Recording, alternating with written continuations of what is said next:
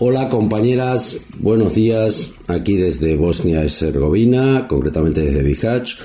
Os vamos a contar cuál es la situación actual y lo vamos a hacer a través de dos posts que nos ha escrito el compañero Mario y que reflejan muy bien la situación. El primero se llama Visita a la antigua fábrica y dice así: los muros de cemento parecen una pizarra oscurecidos por el humo y el hollín de los incendios provocados por la policía. Las redadas en la antigua fábrica son una amenaza constante y los que son sorprendidos desprevenidos son detenidos y llevados en autobús a los campos y sus pertenencias son quemadas. Cuando entramos, A y H se quitan los zapatos, vacían sus bolsillos en las bolsas de plástico que cuelgan en la pared y nos invitan a sentarnos en la alfombra y tomar algo. La habitación que comparten con otros dos hombres probablemente sería una garita del parking. No hay muro en un lado, pero al menos tienen techo. Otros han levantado sus tiendas en los almacenes industriales donde parte de la estructura que ya se ha derrumbado han dejado montones de metal oxidado y montañas de escombros esparcidas por todas partes. La policía estuvo aquí el pasado jueves al amanecer para despejar el lugar y dejar a los habitantes fuera del campamento y llevar a los habitantes fuera del campamento superpoblado de Lipa, unos 20 kilómetros de distancia. Al no poder encontrar un lugar allí, la mayoría de las personas, incluidos A y H, regresaron prefiriendo dormir en el edificio abandonado que en el suelo fuera del campamento. Esta vieja fábrica obviamente no tiene ni electricidad y mucho menos agua corriente, calefacción o inodoros, y habíamos acordado con ellos reunirnos para entregarles sus baterías externas para cargar sus teléfonos móviles. El acceso constante a Internet y la corriente interminable de electricidad que alimenta nuestros dispositivos cada vez más hambrientos es algo que damos por sentado en la comodidad de los estilos de vida consumistas, pero son lujos para las personas en movimiento. Los teléfonos también se encuentran entre las primeras cosas que la policía confisca y destruye, especialmente cuando estas personas son rechazadas en la frontera croata.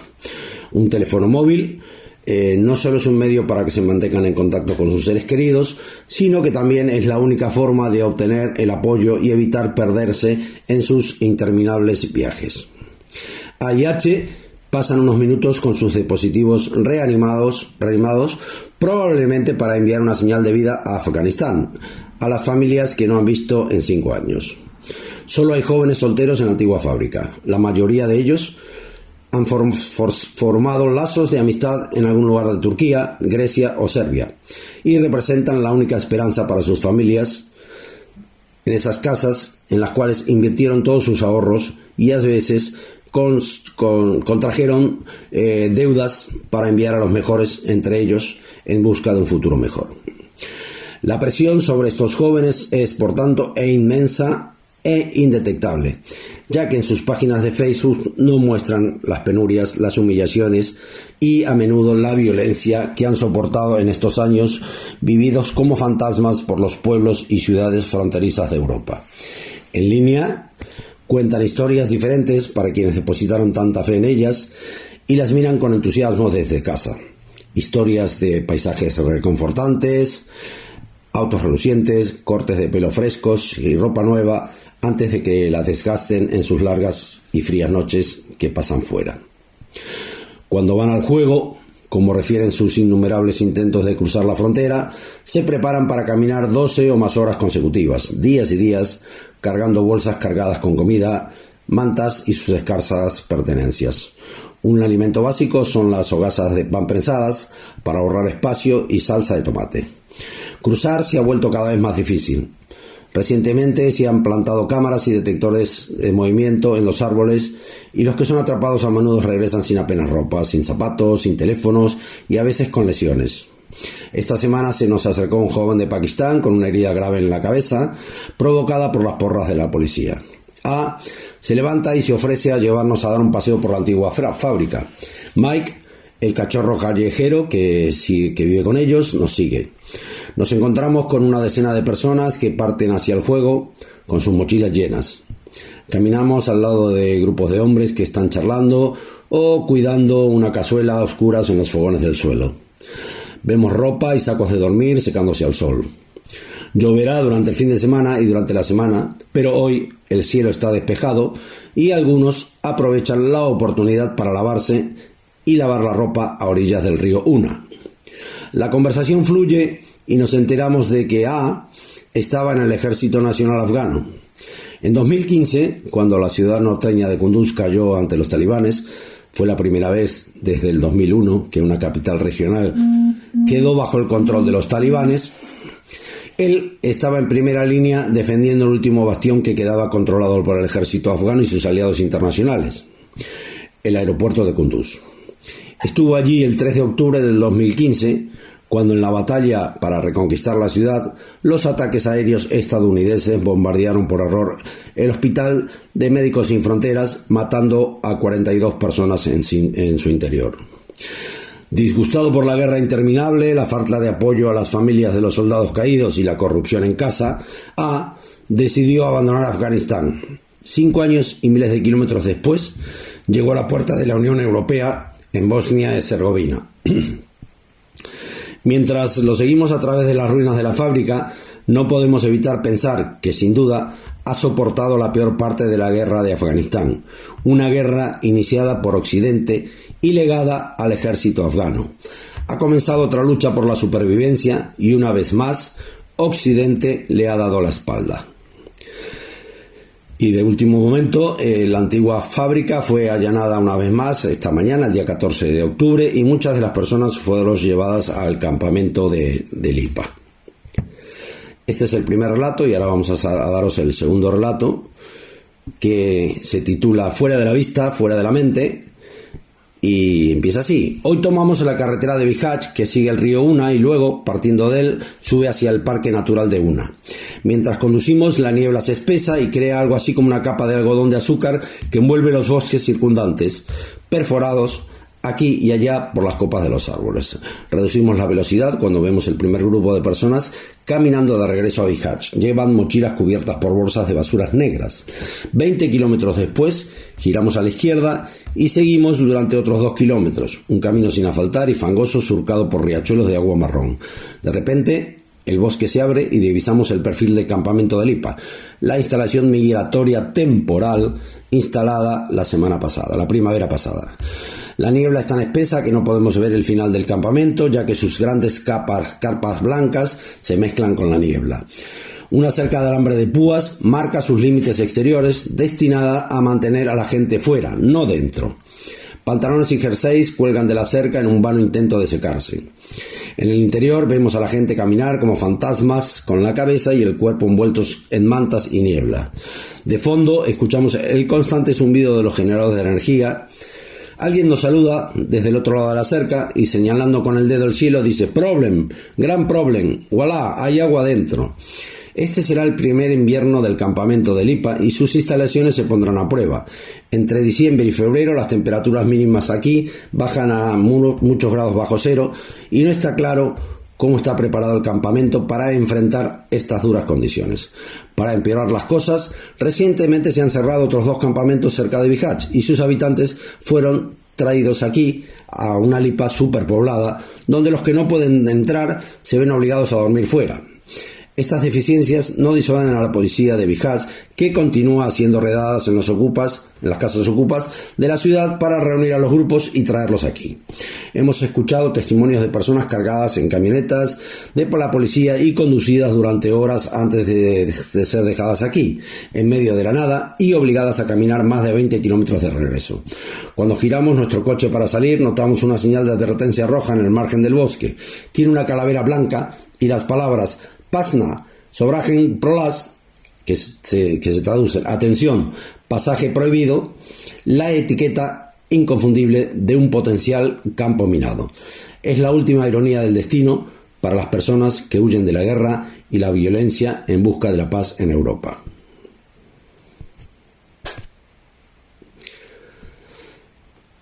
Y bueno, esto es el relato de nuestro compañero Mario, que por supuesto lo compartimos al resto de las personas compañeras que estamos aquí. Reflejan claramente la desastrosa situación de este sitio, la desastrosa situación que la Unión Europea, las autoridades de la Unión Europea siguen manteniendo. siguen gastando nuestro dinero, el dinero de nuestros impuestos, en la construcción de este tipo de aberraciones, de sitios, para intentar ocultar la realidad, intentar ocultar la situación aquí, intentar invisibilizar a estas personas, a estos seres humanos que, como siempre decimos y no nos cansaremos de repetir, lo único que quieren es una vida. Y bueno, pues seguiremos aquí y esta semana que viene seguiremos manteniendo informados todas las personas que estamos aquí, incluido yo. Un gran saludo desde aquí, desde Bihać, y hasta la semana que viene.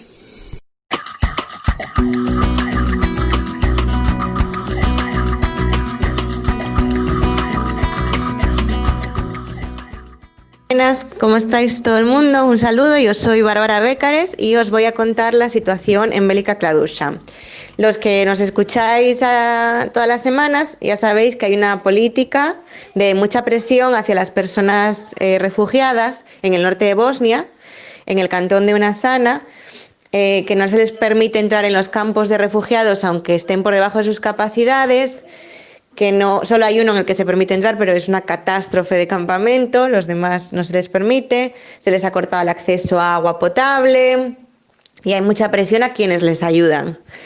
Pues esta semana lo más característico que hemos estado viviendo en Velika Kladuša es la llegada de muchísimas familias con niños, niñas y bebés que están viviendo a la intemperie. Ayer había unas 30 familias viviendo en una zona muy cerca de la frontera con Croacia, de diversos países, la mayoría de Afganistán. Entre ellos había varios bebés y muchos hablan perfecto griego porque han pasado mucho tiempo en Grecia y viendo que la situación allí no mejora, viendo que algunos han visto su asilo cancelado, que no se les ha aprobado.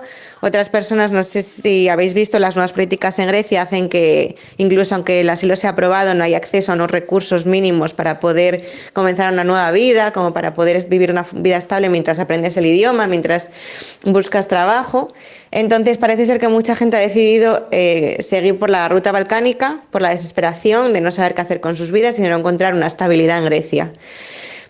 Como no pueden entrar en campos, ni siquiera los bebés tienen el permiso de entrar en campos cuando son gente que no estaba registrada previamente, están viviendo en casas abandonadas o en el bosque. Ayer las temperaturas por la noche cayeron a los 3 grados.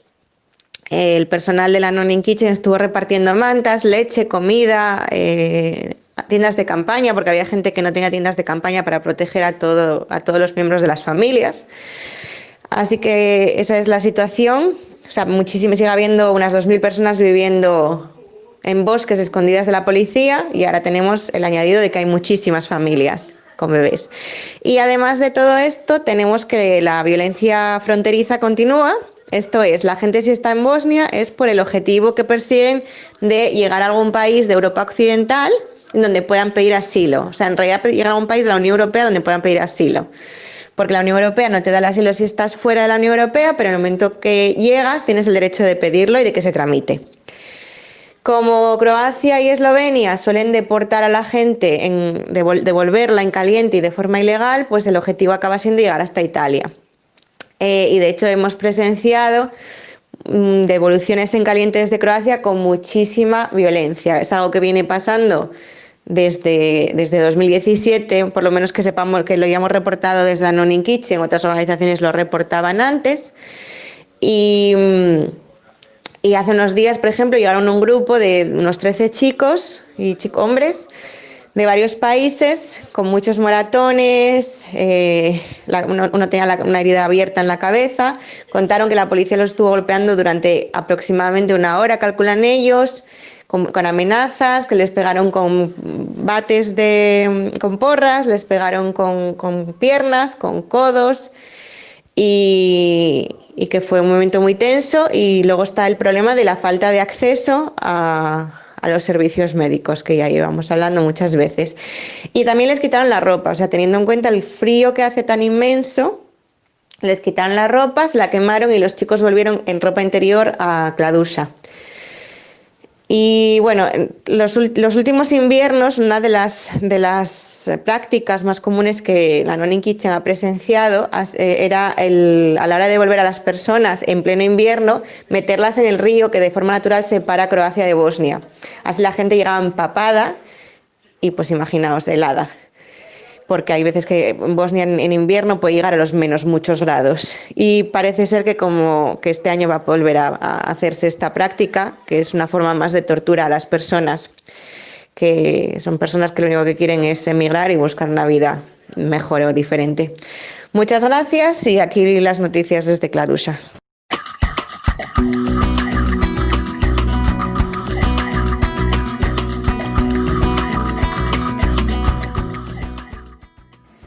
Buenas, soy Ana, voluntaria desde Melilla.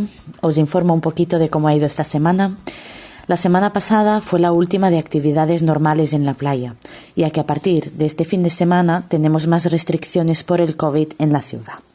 Ya que no nos podemos reunir en la playa con los chicos, hemos decidido ir nosotros a buscarlos por las calles, para tal de poder seguir realizando curas, seguir en contacto con ellos y poder ofrecerles todo aquello que les hace falta.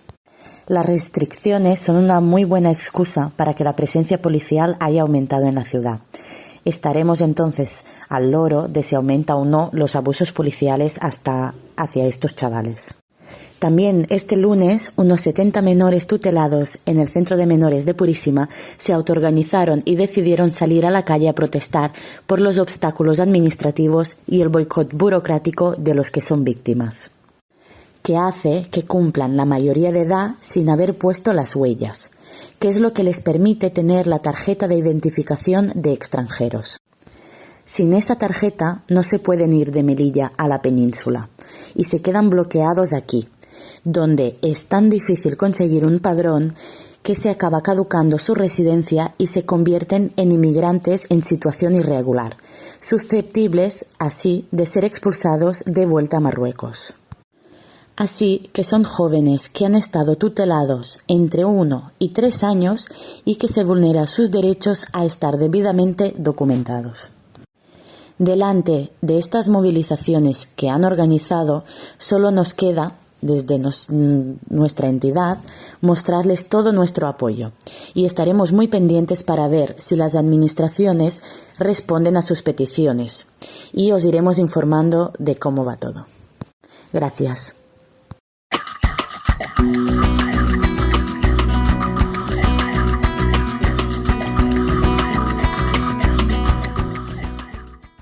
Hola, hola, muy buenas, ¿cómo estáis? Os habla otra vez Irina desde Patras, en Grecia, y bueno, con nuevas noticias sobre la última semana. Siguiendo con el hilo anterior, cada vez se hace más difícil conseguir el juego.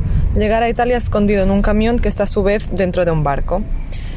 3 coches de policía controlan ahora las vallas para saltar el puerto y los oficiales mismos les dicen a los chicos que se ha acabado el juego, que no existe ninguna posibilidad de conseguirlo. Esto empuja inevitablemente a más de uno a abandonar Patras y dirigirse hacia Atenas, esperando a que pase el frío para probar la dura y larga ruta balcánica. Por otro lado, solo en la semana pasada recopilamos el testimonio de 4 chicos que fueron devueltos en caliente por los oficiales italianos, después de pisar un puerto italiano. Algunos de ellos fueron golpeados y tratados violentamente por las autoridades policiales, incluso reclamando ser menores de edad. Estos testimonios son recopilados en el database de Border Violence Monitoring Network. Os animo a leerlos y a compartirlos para presionar juntos y juntas a la Unión Europea y a las autoridades griegas e italianas. Los podéis encontrar en borderviolence.eu. Y como siempre, compartimos también buenas noticias. A principios de la semana pasada recibimos una generosísima donación por parte de la ONG griega Kinesis, con quien colaboramos desde hace tiempo, de sacos de dormir y mantas para sobrevivir el frío que hace ya en estas noches. Los chicos las recibieron con muchísima ilusión y ya fueron todas distribuidas. Esto es todo por ahora. Muchas gracias por escucharnos y nos vemos en el siguiente programa.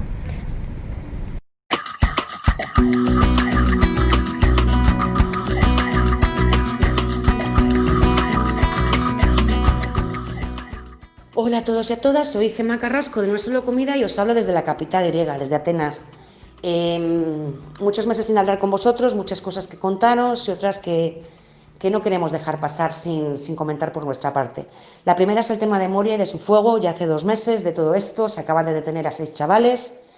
No nos ha dado tiempo a investigar un poco de qué se les acusa, cómo se ha llevado la investigación, cosa que nos gustaría mucho porque dudamos mucho de la investigación policial griega en estos casos y no hemos tenido tiempo, pero lo dejamos ahí para el que tenga algún interés, pues que lo mire.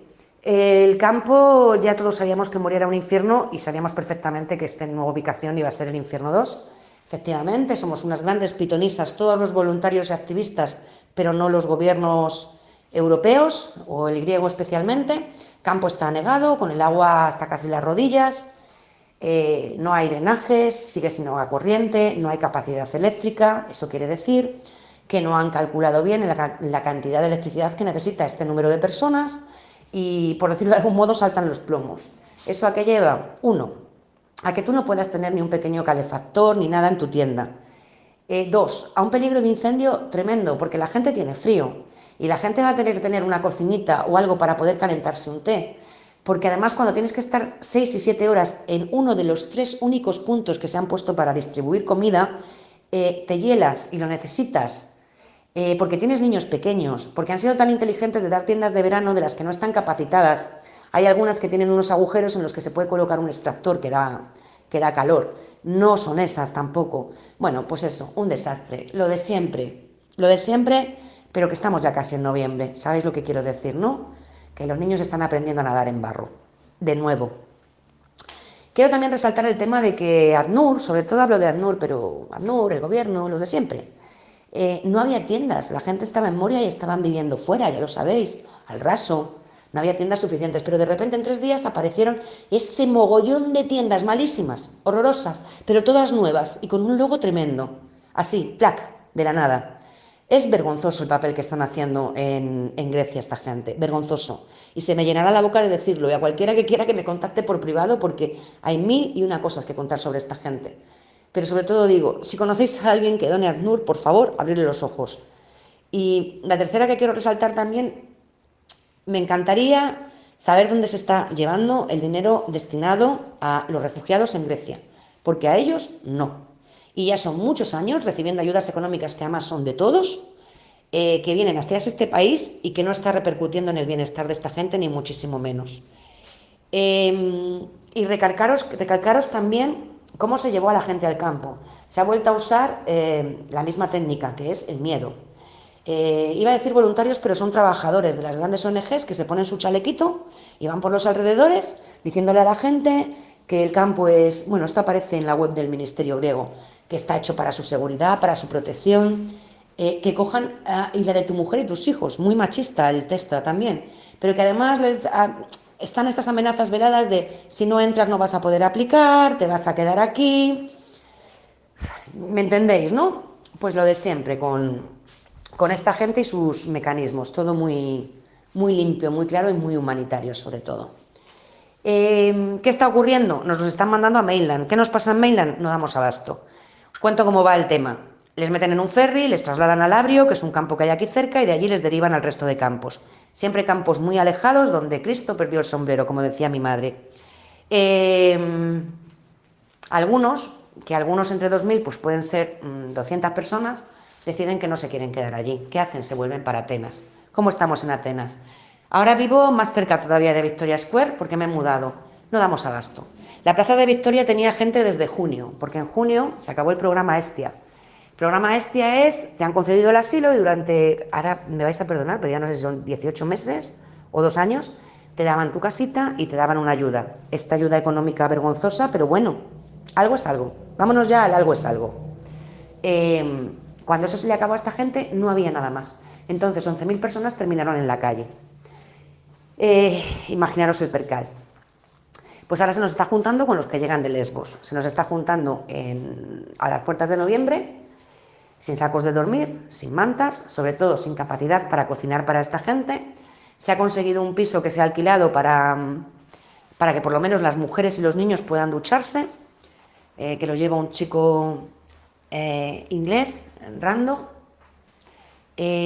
alemán. y que van por turnos. A su vez se ha metido una pareja joven, que también las parejitas jóvenes sin hijos son las otras que pasan desapercibidas para todo el mundo, pero suelen ser muy jovencitos, muy perdiditos y nadie les hace caso. Entonces ellos son los que están llevando ese proyecto de algún modo, con los turnos y demás, y hacemos lo que podemos, pero es que lo que podemos no es mucho, porque ayuda material, pues eso, sleeping bags o tal, le llegan a esos refugiados, comida llega, pero es que no les puedes dar comida, habría que cocinarla, y no damos para ello, ahora mismo no damos para ello. Y pues eso, que se presenta, a mí esto me recuerda cuando yo llegué aquí en el 2016, creo que va a ir a peor, siempre voy diciendo que va a peor, pero lo más triste es que se va confirmando lo que os cuento.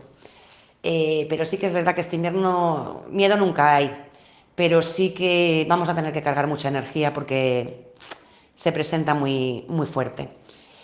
Nosotros como pequeño proyecto estamos bien, los chicos están muy bien, ya independientes, ya pensando en poquito a poquito con el teaming este que tenemos de 47 personas, por favor, animaros a alguno a donar €1 al mes. Pues vamos haciendo buchaca, haciendo bolsillito para intentar alquilar el segundo. Los chavales están bien, algunos se nos han marchado a Alemania, ya están allí, están bien, otros están en España y también están bien, y otros cuantos siguen aquí, están estudiando y están trabajando, no con trabajos estables ni buenos, pero bueno, nos podemos dar con un canto en los dientes, como se podría decir, y con ganas de quedarse aquí, algunos ya con su novia griega y todo. Entonces nuestra idea ahora es coger o intentar ir metiendo eso, buchaca, para pillar un segundo piso. ¿Por qué? Porque sí que nos estamos encontrando también con alguna familia en situación de calle, con casos muy especiales, que sí que acogemos sobre todo cuando son mujeres solas. Mujer con 2 niños, o mujer, hermana y el bebé de una, y porque no se queden en la calle les metemos ahí un tiempo y demás. Entonces nos gustaría empezar una segunda tirada de chicos, pero tener siempre en mente tener ese espacio de acogida rápida hasta que podemos ir derivándoselo a alguna ONG más grandecita o tal, que les pueda echar un cable más estable, por decirlo de alguna manera. ¿Y qué más? Tendría tanto que contaros, de verdad, pero es que no me da la vida ni la mente. Bueno, contaros también que el Ministerio griego, por fin, después de no sé cuántos años, ha creado un portal, una web, en la que la gente puede pedir las citas para las oficinas de asilo. El COVID está haciendo que las oficinas de asilo cada 2x3 las cierren, pero por una semana. Esas son las medidas aquí. Hay un caso de COVID, vamos a cerrar una semana y luego volvemos a abrir. El tema de esto, que podría parecer una noticia maravillosa, lo es, pero al final termina dejando atrás a los más desfavorecidos, porque para poder pedir tu cita para el asilo, ahora todo va a ser telemático. Y si tú no tienes teléfono, ni tienes datos, ni tienes dinero para cargarlos, ¿qué pasa contigo? ¿Cómo solventamos eso? ¿Qué hacemos con eso? Porque antes tú podías hacerlo telemático o presencial, aunque la primera llamada siempre la tendrías que hacer por Skype y nunca funcionaba, como os contaba. Pero es que con esto cierran lo presencial y además amparados en el COVID, con lo cual nos enfrentamos a una nueva y no pinta bien. Pero bueno, yo ya es que me sonrío porque os estoy contando todo esto y como nunca lo expreso en voz alta, me está dando la risa floja, que dirían por ahí. Pero bueno, hay que seguir con una sonrisa, nosotros seguimos. Comentaros también que hace poco se ha descubierto un nuevo tipo de paso, que es una familia iraquí, 44 años padre y madre, niño de 12, niña de 7, de Irak. El abuelo materno decidió que era hora de practicar la ablación a la madre, con 44 añazos, y a la niña. La familia decidió que hasta aquí habíamos llegado y se fueron. Y el método que han conseguido para pasar no es un dinghy, ha sido 60.000 euros por un avión hasta Múnich, en el que entraban como si fueran una familia de diplomáticos, les pillaron y ahora están en un campo de refugiados. Pero quiero que analicéis esto: 60.000 euros, 4 personas, un vuelo. Dan para muchas películas todo esto. Y creo que no se me olvida nada de lo importante, aunque sí que me dejo cosas en el tintero porque no hay tiempo. Que espero volver a hablar prontito con todos vosotros y nada más. Que salgamos todos de todo esto y de este invierno lo mejor que podamos. Y que espero que con esto del COVID, yo no he podido regresar a Alemania, a España en todo este tiempo. he tenido también alguna pérdida personal y esto me ha hecho acercarme más todavía a lo que toda esta gente puede sentir al estar tan lejos de casa y saber que no vas a volver o que no te dejan volver, mejor dicho. Así que nada, salud para todos.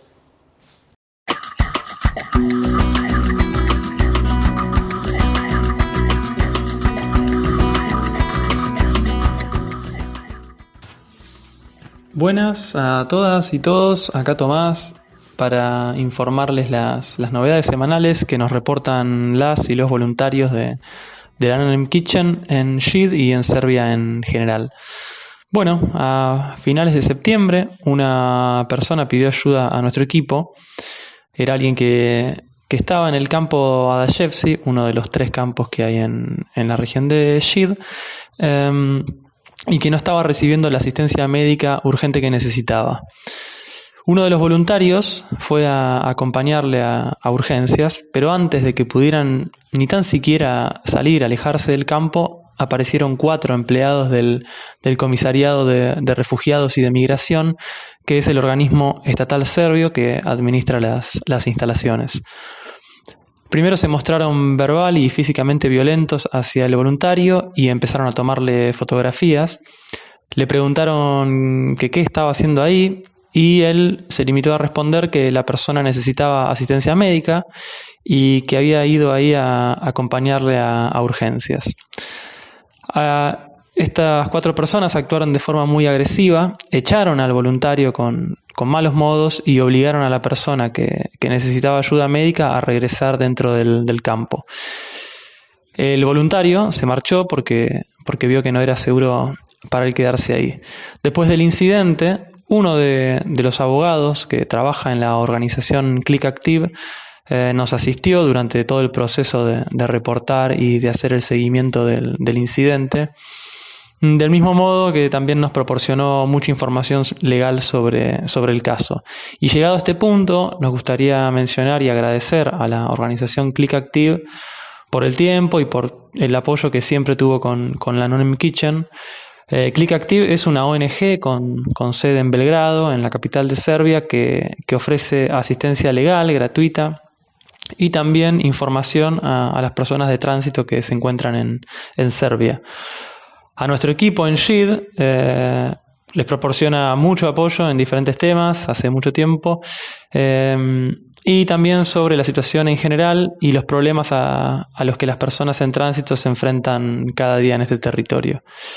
Hemos escuchado muchos testimonios de personas en tránsito que viven en el campo Adashevci sobre personas que trabajan para el comisariado y que son física y verbalmente agresivas con ellos. También nos han hablado de casos en los que les retiran las tarjetas de identificación que brinda cada campo como parte de uno de los castigos. Normalmente usan un sistema de permisos dentro de los predios, por lo que si querés salir del campo, aunque sea por 5 minutos, primero necesitas conseguir un permiso escrito por el comisariado. Y según las personas en tránsito con las que hemos hablado, el comisariado a menudo les dice que les daría permiso, pero con la condición de que no regresen al campo.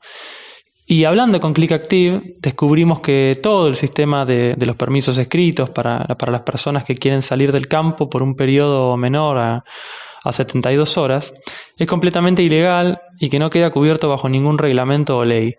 Los campos de recepción de Serbia están abiertos y la restricción solo es posible en casos individuales y concretos que debe decidirlos el Ministerio del Interior o la Corte.